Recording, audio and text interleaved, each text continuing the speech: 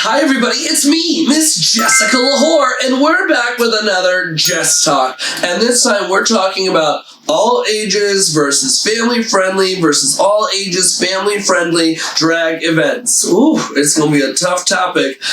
But before we get into it, you know the drill. Subscribe to my channel, hit the bell for notifications, stream us on all platforms, and let's get into this all ages drag experience. Attention the whore, attention the whore, attention the whore, attention.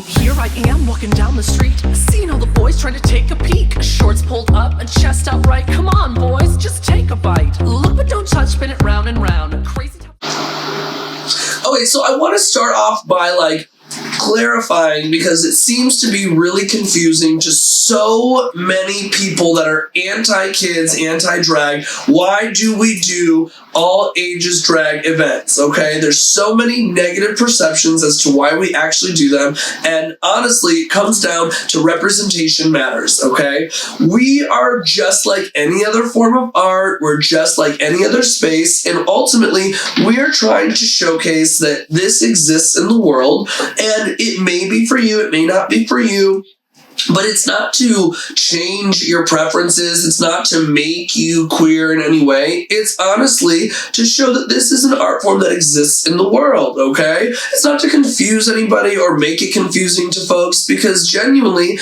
all it's going to do is prompt questions earlier on that you're going to ask and you're going to find out about later on in life. And honestly, I didn't have this representation when I was a kid. I wish that I would have seen more queer people, some more drag people, because I was always destined to be queer, and I was always destined to be a trans non-binary human, and always destined to be a drag queen, and I wish that I would have had more positive examples and positive conversations from my family, my parents, role models, teachers, and more, that this was a possibility and existed in the world. It would have saved me years of trauma, and I know a lot of people that have been exposed to queer art and queer people at an early age, and it just wasn't for them, in the sense that they weren't queer. They were still straight, okay? So I really just want to put it out there that this is why we host and put on queer events for all ages, kids, and more.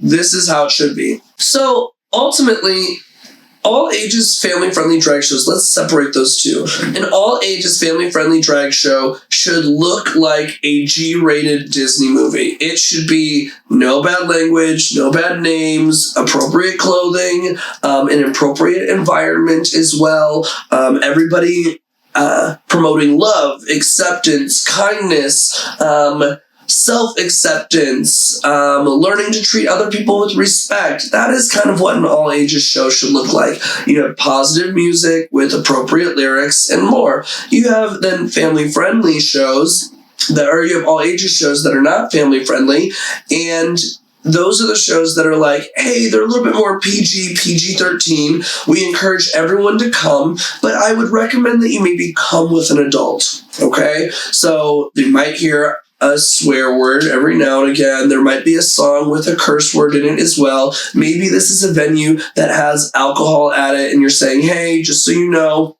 this is an all ages space, but I wouldn't necessarily consider it family friendly. Do what you think is best as a parent or guardian if you have children under the age of 18 that you want to bring to these events. And then you have completely adult experiences, which are 18 or 21 plus, okay?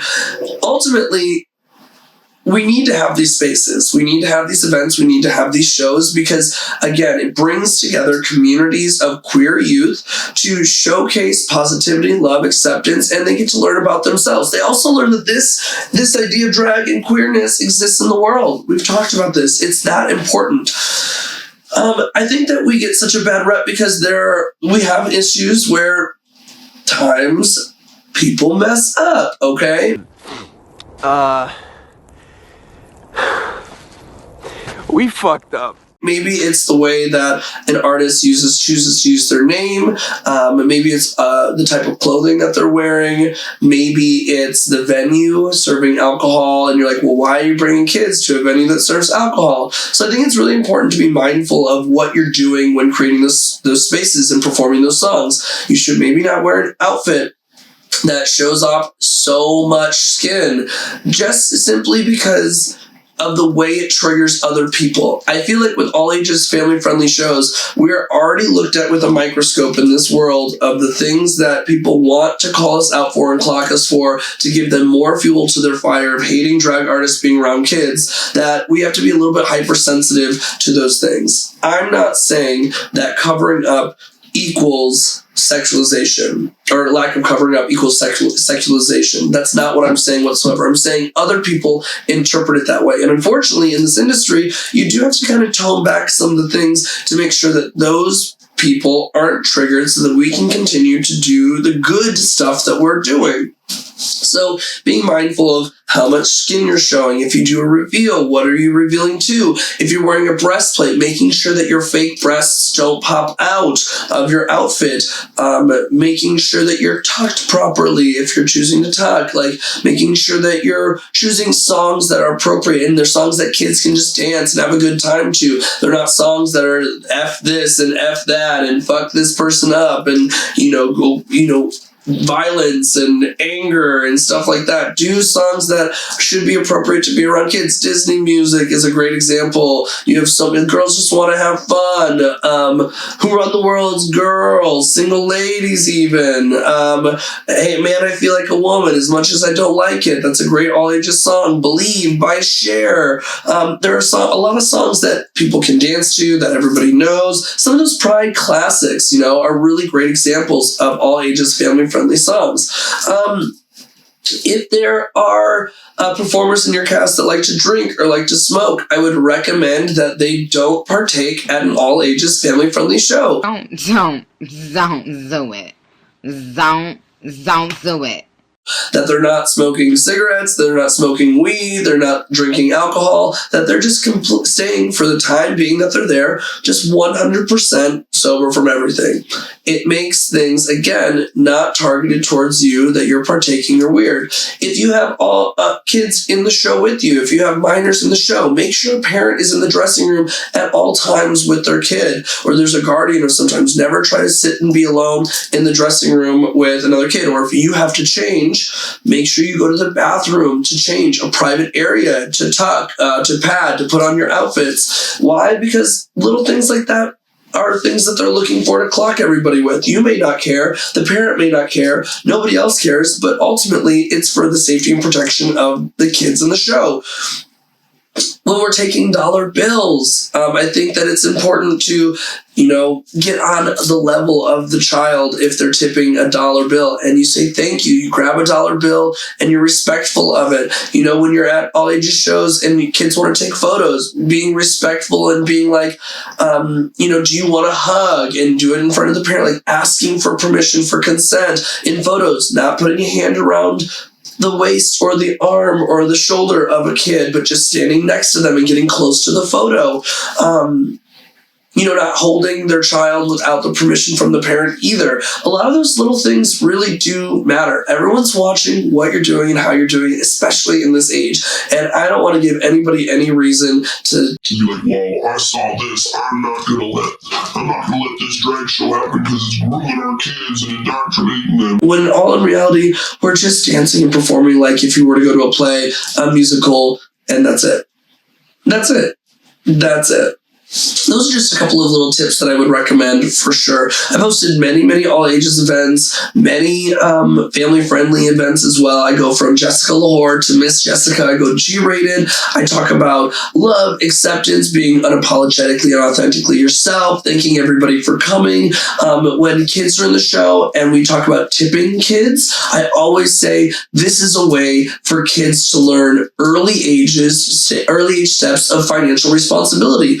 In the shows that I have where kids are getting tipped out, I usually ask them to be tipped all to a general pool. I will tip them out money evenly and then say, you're investing into your art. We're showing you what investing into something you're passionate about, you're creative about, looks like. Take this money and go buy some makeup. Take this money, go buy a new outfit. Maybe, and a lot of the parents and a lot of the kids even will donate it and be like, well, I'd like to donate this money to the charity that we're raising money for today. And that shows a sense of giving back to your community. You're investing, you're giving back to your community. So there's different ways to look at what tipping kids, queer kids and queer drag entertainers are. Queer kid drag entertainers or just queer drag entertainers as a whole. But it really showcases a lot of positive aspects that people don't know about. I can guarantee you, anybody that's on Instagram, anybody that's on Facebook just commenting and saying, they shouldn't be around our kids, they shouldn't do this, call the police, this is awful. I guarantee you they have never been to an authentic, family-friendly, all-ages drag show where they have seen the positivity in the space because they're so guarded and blinded by what they think the media has projected to let them know about drag artists, when in reality they know nothing. A lot of these kids will experience drag and realize that the next steps in their life are transitioning, and it's a really great reminder that we want you to love and accept yourself early on, and maybe this is the visualization or the moment that you needed. And there's also a lot of kids that come that never become queer whatsoever. Everyone thinks that when they leave an all-ages family-friendly drag show that their kids are going to become queer, when in reality they're just opening their eyes and realizing that this exists in the world, period. Ultimately, I think what comes down to it is you can disagree with what I'm saying right now. You are entitled to your opinion, but you are not entitled to your own facts, which is something Shirley Delta Blow says all the time. It is important to recognize that something that I do, or some service that I provide, or a space that I create for these queer youth, or just youth kids in general, may be something that you disagree with. Just as much as I may disagree with you maybe bringing your kids to church, or bringing your kids to Hooters, or bringing your kids to a sporting event, any of those things. Ultimately, you can disagree with it without having to get violent, angry, nasty, and make some of the comments that you do. Your lack of education is not an excuse for you to lash out the way that most of you are lashing out online. And ultimately, if it's something that you don't want to experience or you don't want your kids around, guess what? Don't bring your kids. Don't put your kids on the internet. I guarantee you if they have a smartphone that they've already seen it. I guarantee you that if they have access to the internet, they've already seen way more than you want them to. You make the choice for your kids. Other parents and guardians will make the choice for their kids. And you just need to leave it at that. And the artists that you think are awful groomers, pedophiles, creating unsafe spaces are actually the ones creating the most loving and accepting spaces. It's not for everyone. And that's totally fine for you to take those conversations in whatever direction you'd like to. But remember, you need to experience it first. I'm not saying every drag show is for kids, by no means. What I'm saying is the ones that are labeled as all ages and family friendly, you have to trust that they're going to be all ages and family friendly, and that it's just a positive, uplifting play performance experience that we're putting on to make kids dance, laugh, and love themselves a little bit harder. And that's my opinion on all ages family friendly shows. Performers, look out. Be hyper vigilant about what you're doing, what you're performing, how you're acting. Parents, make a choice for your kids. Yes or no. However you want it to come out. If you want to come out or not. And ultimately, have fun. Enjoy and experience what a drag show is like for an all-ages, family-friendly audience. As Miss Jessica, I fully support it. Bye!